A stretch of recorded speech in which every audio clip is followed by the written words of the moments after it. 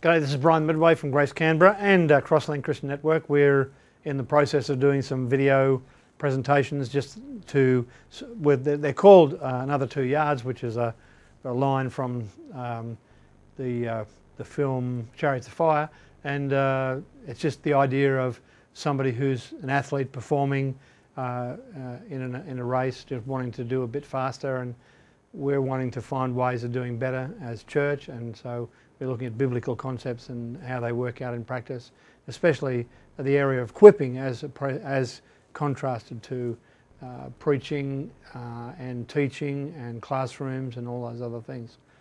So we're looking at the idea of equipping from Ephesians 4, that God has given certain giftings, and He's wanting those to be let loose on saints, and saints are to get some of that from those areas of gifting and then do the work of ministry so that the community gets to see the fullness of Christ.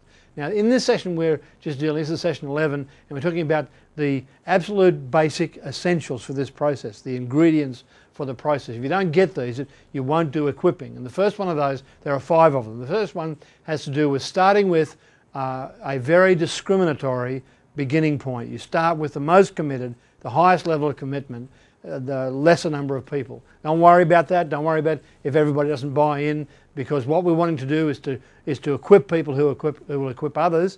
And so in that respect, we're going to start with the few people. And when we think about apostolic, prophetic, evangelistic, pastoral and teaching, whichever the area is that you want to do more in, and over the period of time you're going to do all of those, then you want to find the people who have not only the greatest commitment to that area, but the highest level of commitment, so that what they're committing to is being equipped so that they can equip others, so that we do both of those things. So we're looking for equipping people to equip others rather than just giving people information. The second thing that we need to do is we need to get an equipper, a person to do the equipping, an apostle, prophet, evangelist, pastor, teacher, equipping person for the area that we have the lowest score in. So if evangelism is the lowest score, we showed a picture of a oak bucket in the last session or one before, and so we need to, whatever we do the worst in, we need to bring that up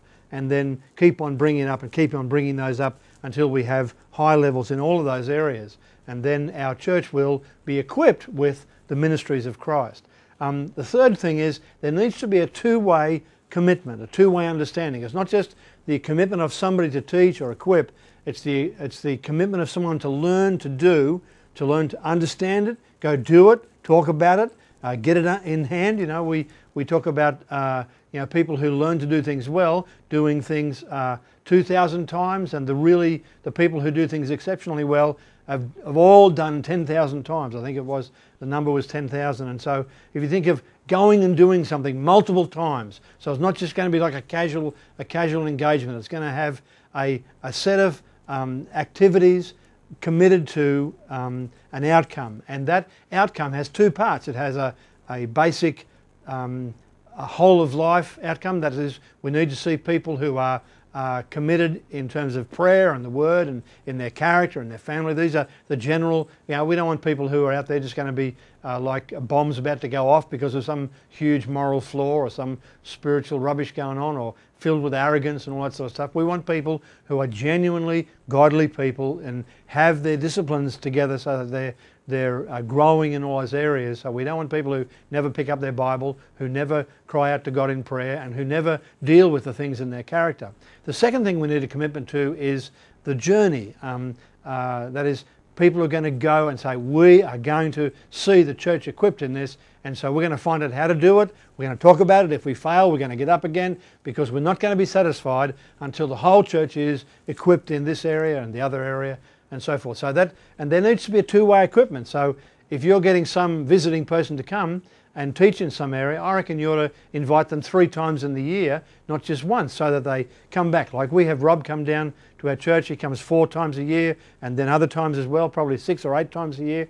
And so he's mentoring people, and they're talking with him in the meantime. So there's not just like some guy blows in, gives his best 5 messages, blows out again, no commitment to anything.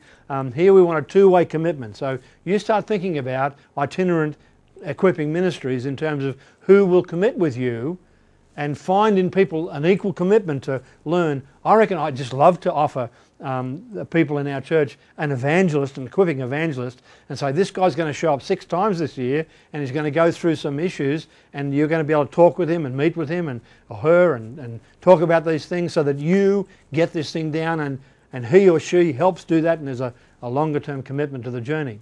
The fourth thing is that we need a flexible, believable, measurable process. That is, we need to have some things in place that will actually get us to. Now, you know, if you're talking about training doctors, okay, well in the first year they do a lot of this and that, and then the second year they do this, so that after 4 years or 5 years, whatever it is, they've actually gone through a whole bunch of things. They don't start off with the more complex things. They do some things before they do other things. So we need to think about this and do the basic things first, and then build to the more difficult things and so forth, so that at the end of the day we actually have people who know how to become equipped, how to equip others, how it works in the field, what are the dangers and difficulties and so forth, and how do we overcome them. And the fifth thing, so here are the 5. One is begin with a few and make sure those few are committed to everybody. Don't have somebody who is not willing to sign up and say, I am willing to carry this to everybody. Secondly, get an equipper who's going to equip you in an area of low scoring, so you can bring your score up in a low area of the 5. So thirdly, look for that 2-way commitment. Fourthly, look for a flexible, believable, measurable process so you can see how you're going. And fifthly, hold each other accountable. There will not be an equipping process unless you hold each other accountable. Now in the building trades, our carpenter is with a tradesman. The tradesman holds them to account. If you go and get your license in a car, they will tick off certain competencies and you'll be accountable to those. And if you can't, you know, reverse the car into a parallel car park, well, you just keep on coming back until you can. And so the testing person holds you accountable so that when he signs off or she signs off on you being competent to drive, you actually have fulfilled those areas of competency, and somebody has held you accountable to that. And we need to be held accountable, not in the sense of can I go to the toilet or can I clean my teeth now, but saying we want to make sure we do better against the task or the outcome that we're trying to achieve. So in this process now, all I want you to think about in this time is start thinking about how these things will work in your situation. If it's a local church, if it's a regional church situation, if it's you know, some area of ministry and so forth, think about who you might begin with. Think about what your lowest score is and what you might choose. Think about how that 2-way commitment would happen. Think about how you would measure the process and how you would hold each other accountable.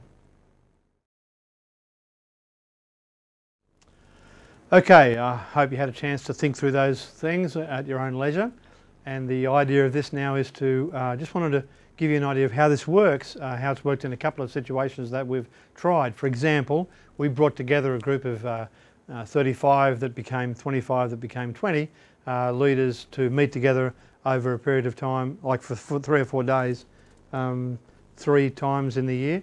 And we were seeking to do some work in some areas. And so what we did was we talked about those areas. We talked about what we were going to do.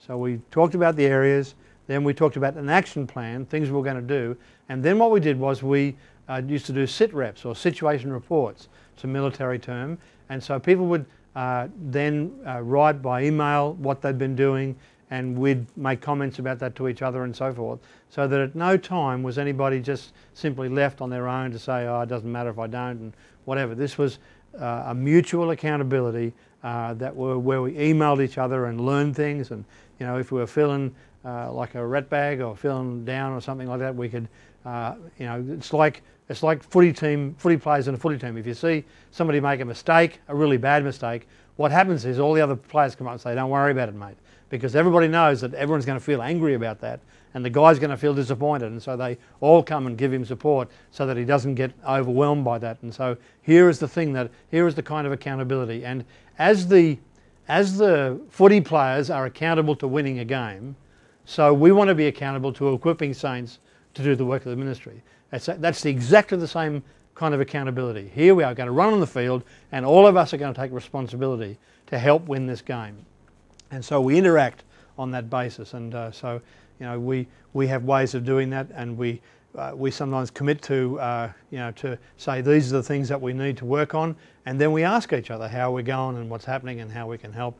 And we give each other, out of our strengths, we give some sort of input so that we can do better in all those areas. So this is the kind of accountability that I think is really important and will make the difference between getting there and just talking about it.